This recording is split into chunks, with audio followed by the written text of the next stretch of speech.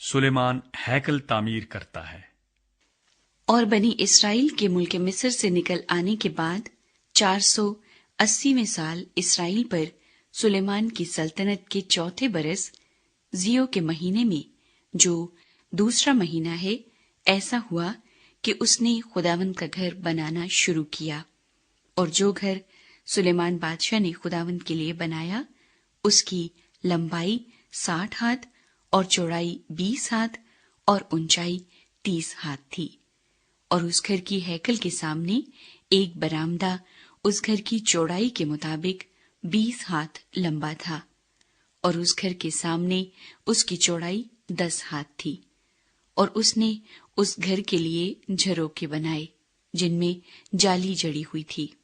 और उसने गिरदा गिर्द घर की दीवार से लगी हुई, यानी हैकल और इल्हामगाह की दीवारों से लगी हुई गिरदा गिर्द मंजिलें बनाई, और हुजरे भी गिरदा गिर्द बनाए। सबसे निचली मंजिल 5 हाथ चौड़ी और बीच की 6 हाथ चौड़ी और तीसरी 7 हाथ चौड़ी थी, क्योंकि उसने घर की दीवार के गिरदा गिर्द बाहर के रुख पुश्ते बनाए थे, ताकि कड़ियां घर की दीवारों को पकड़े हुए न हों। और वो घर जब तामीर हो रहा था तो ऐसे पत्थरों का बनाया गया जो कान पर तैयार किए जाते थे। सो उसकी तामीर के वक्त न मारतोल, न कुल्हाड़ी, न लोहे के किसी औजार की आवाज उस घर में सुनाई दी। और बीच के हुजरों का दरवाजा उस घर की दाहिनी तरफ था, और चक्करदार सीढ़ियों से बीच की मंजिल के हुजरों में और बीच की मंजिल से तीसरी मंजिल को जाया करते थे। सो उसने वो घर बनाकर उसे तमाम किया, और उस घर को देवदार के शतीरों और तख्तों से पाटा। और उसने उस पूरे घर से लगी हुई 5-5 हाथ ऊंची मंजिलें बनाई, और वो देवदार की लकड़ियों के सहारे उस घर पर टिकी हुई थी। और खुदावंद का कलाम सुलेमान पर नाजिल हुआ कि ये घर जो तू बनाता है, सो अगर तू मेरे आईन पर चले और मेरे हुक्मों को पूरा करे और मेरे फरमानों को मानकर उन पर अमल करे, तो मैं अपना वो कौल जो मैंने तेरे बाप दाऊद से किया तेरे साथ कायम रखूंगा, और मैं बनी इसराइल के दरमियान रहूंगा और अपनी कौम इसराइल को तर्क न करूंगा। बस सुलेमान ने वो घर बनाकर उसे तमाम किया। हैकल की अंदरूनी आराइश व ज़ेबाइश। और उसने अंदर घर की दीवारों पर देवदार के तख्ते लगाए। इस घर के फर्श से छत की दीवारों तक उसने उन पर लकड़ी लगाई, और उसने उस घर के फर्श को सनोबर के तख्तों से पाट दिया। और उसने उस घर के पिछले हिस्से में 20 हाथ तक फर्श से दीवारों तक देवदार के तख्ते लगाए। उसने इसे उसके अंदर बनाया ताकि वो इल्हामगाह यानी पाक तरीन मकान हो। और वो घर यानी इल्हामगाह के सामने की हैकल 40 हाथ लंबी थी। और उस घर के अंदर अंदर देवदार था, जिस पर लट्टू और खिले हुए फूल कंदा किए गए थे, सब देवदार ही था, और पत्थर मुतलिक नजर नहीं आता था। और उसने उस घर के अंदर बीच में इल्हामगाह तैयार की ताकि खुदावंद के अहद का संदूक वहां रखा जाए। और इल्हामगाह अंदर ही अंदर से 20 हाथ लंबी और 20 हाथ चौड़ी और 20 हाथ ऊंची थी। और उसने उस पर खालिस सोना मढ़ा और मसबे को देवदार से पाटा।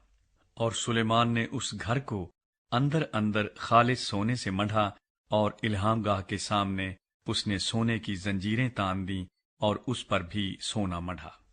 और उस पूरे घर को जब तक कि वो सारा घर तमाम ना हो गया, उसने सोने से मढ़ा, और इल्हामगाह के पूरे मसबे पर भी उसने सोना मढ़ा। और इल्हामगाह में उसने जैतून की लकड़ी के 2 करोबी 10-10 हाथ ऊंचे बनाए। और करोबी का एक बाजू 5 हाथ का और उसका दूसरा बाजू भी 5 ही हाथ का था। एक बाजू के सिरे से दूसरे बाजू के सिरे तक 10 हाथ का फासला था।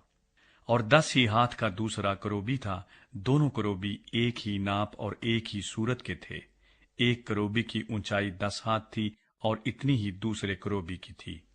और उसने दोनों करोबियों को भीतर के मकान के अंदर रखा, और करोबियों के बाजू फैले हुए थे, ऐसा कि एक का बाजू एक दीवार से और दूसरे का बाजू दूसरी दीवार से लगा हुआ था, और इनके बाजू घर के बीच में एक दूसरे से मिले हुए थे।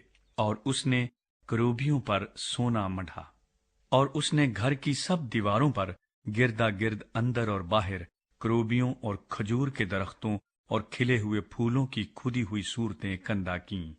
और उस घर के फर्श पर उसने अंदर और बाहर सोना मढ़ा। और इल्हाम गाह में दाखिल होने के लिए उसने जैतून की लकड़ी के दरवाजे बनाए।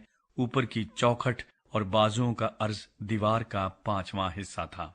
दोनों दरवाजे जैतून की लकड़ी के थे, और उसने उन पर करोबियों और खजूर के दरख्तों और खिले हुए फूलों की खुदी हुई सूरतें कंदा कीं, और उन पर सोना मढ़ा, और इस सोने को करोबियों पर और खजूर के दरख्तों पर फैला दिया।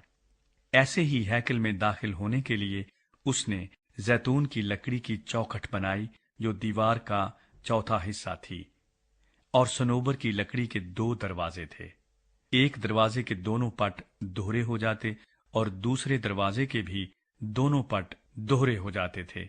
और इन पर करोबियों और खजूर के दरख्तों और खिले हुए फूलों को उसने कंदा किया, और खुदे हुए काम पर सोना मढ़ा। और अंदर के सेहन की 3 सफ़ें तराशे हुए पत्थर की बनाई, और एक सफ देवदार के शहतीरों की। 4थे साल जियो के महीने में खुदावंद के घर की बुनियाद डाली गई।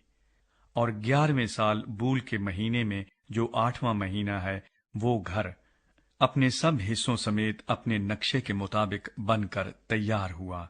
यूं उसके बनाने में उसे 7 साल लगे। सुलेमान का महल। और सुलेमान